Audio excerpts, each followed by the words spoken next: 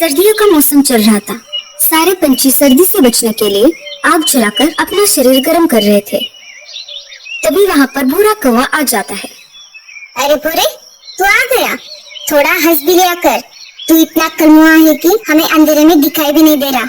सारे पंछी जोर जोर से हंसने लगते हैं और भूरा बिना किसी को कुछ बोले मन ही मन में इसका बदला लूंगा ऐसा कहकर वहाँ से उड़ जाता है। उसे रास्ते में जादूगर तोता का पॉम्पलेट मिल जाता है। उस पॉम्पलेट को भूरा कौवा पढ़ता है। कल करे सो आज कर, आज करे सो अब। हो किसी बात से परेशान तो मिलेगा उसका समाधान। संपर्क जादूगर तोता। भूरा उस पॉम्पलेट को पढ़कर उस जगह जाता है। अरे भूरे कौवे, आ गए तुम? अरे पर आपको मेरा नाम कैसे पता चला? ये मेरी सालों की तपस्या का फल है बच्चे। तुम्हें जो चाहिए वो मैं ही दे सकता हूँ। क्या सच में आप मुझे सबसे सुंदर बना सकते हो? हाँ हाँ, मैं कुछ भी कर सकता हूँ, लेकिन बदले में मुझे कुछ देना पड़ेगा। भूरा जादूगर की सारी बातों को मान लेता है। जी हाँ तोते महाराज, आप जो चीज बोलोगे वो मैं चीज आपको ला कर दूंगा। बस मुझे सुंदर बना दीजिए। हाँ तो ध्यान से सुनो मेरी बात।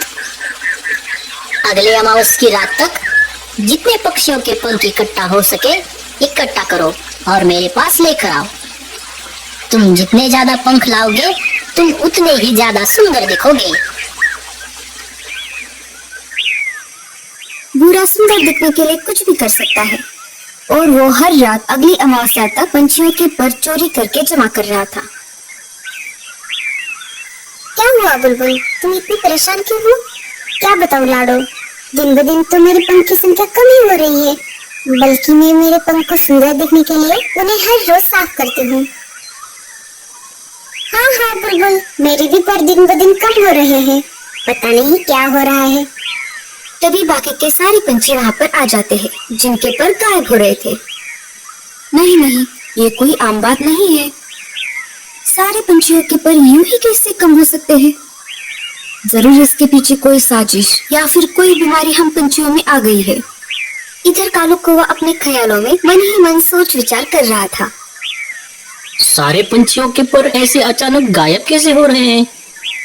लेकिन मेरा तो एक भी पंख गायब नहीं हुआ। जरूर ये किसी की सोची समझी साजिश है। इधर सारे पंछी यह बात तोता राजा को बताने की सोच रहे थे। इधर भूरा अमावस्या की रात का फायदा उठाकर सारे पंछियों से बचकर पंखों को एक बोरे में भरकर जादूगर तोता के पास चला जाता है। भूरा उड़ते उड़ते जा रहा था। सब तरफ अंधेरा था और तारे भी चमक रहे थे। भूरा कौवा जादूगर तोता के पास आ जाता है। अरे भूरे, आ गए तुम? मैं तो तुम्हारा ही इंतजार कर रहा था। मैंने तुम्हारे लिए उस बड़े से कुंड में जादुई पानी रखा है। जाओ उसके अंदर जाकर नहा लो। और हाँ, एक बात का ध्यान रखना, सिर्फ अपने गले तक ही नहाना। अगर ये पानी तुम्हारी आंखों में चला गया तो तुम अंधे हो जाओगे। ठीक है तोते महाराज, मैं सिर्फ गले तक ही नहाऊंगा।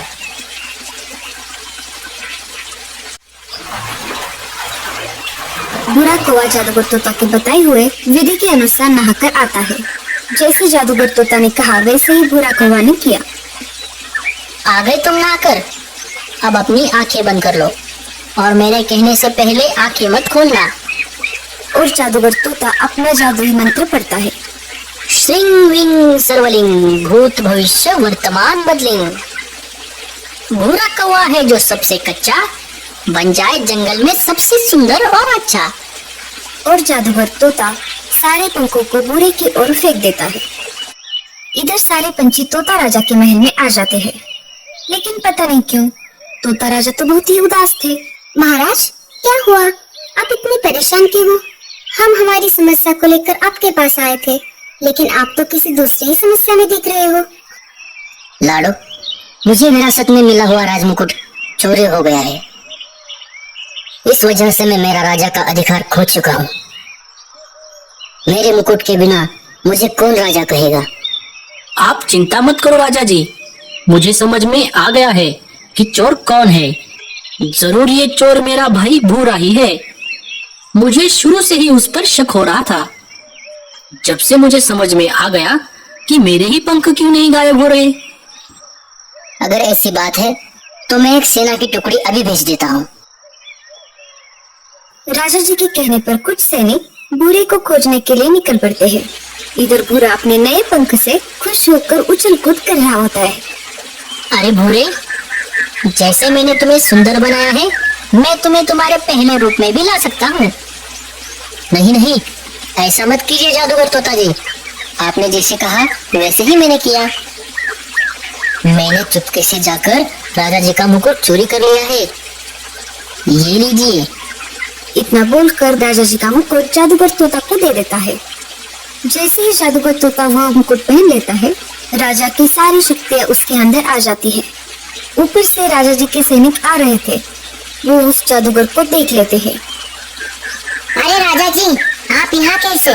आप इतनी जल्दी यहाँ कैसे आ गए?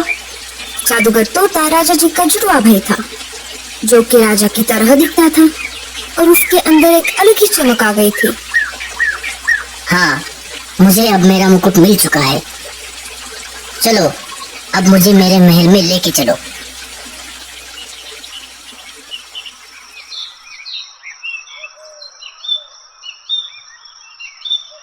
थोड़ी देर बाद वो राजा जी के महल में आ जाते हैं। सैनिकों, ये कौन है जो मेरे सिंहासन पर बैठा हुआ है? इसे अभी के अभी यहाँ से निकाल कर बाहर फेंको। अरे मिट्ठू, तू ला, मुझे मेरा मुकुट वापस कर दे। तुझे तो पिताजी ने जंगल से बाहर निकाल दिया था। नहीं नहीं, मैं कोई तुम्हारा भाई वाई नहीं हूँ। हट जाओ मेरे सिंहासन से। इधर कालू कौवा और लाडो सब देख रहे थे। तभी कालू को एक आइडिया आता है। रुक जाओ, मुझे पता है असली राजा कौन है। सारे पंछी कालू की तरफ देखने लगते हैं।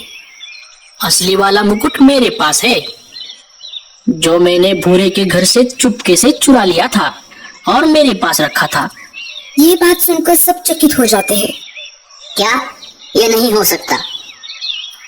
इतना बोलकर जादूगर तोता अपना मुकुट जमीन पर फेंक देता है और उस मुकुट को लाडो हवा में ही कैच कर लेती है। ये लो महाराज, आपका मुकुट। ऐसा कहकर लाडो असली वाले राजा को वह मुकुट दे देती है। कालू कौवे, तूने मेरा भांडा फोड़कर अच्छा नहीं किया। मैं इसका बदला जरूर लूंगा।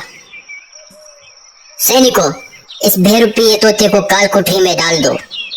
राजा जी को अपना मुकुट वापस मिल जाता है और सारे पंछी खुशी से अपने घोंसले की तरफ निकल पड़ते। थोड़ी ही देर बाद तेज बारिश शुरू हो जाती है।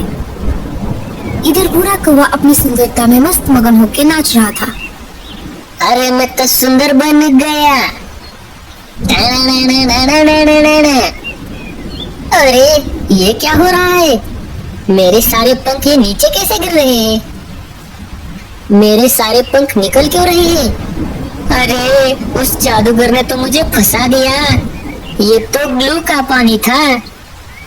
अरे उसने मेरे ही पंख लेकर मुझको ही चिपका दिए। भूरा जोर जोर से रोने लगता है।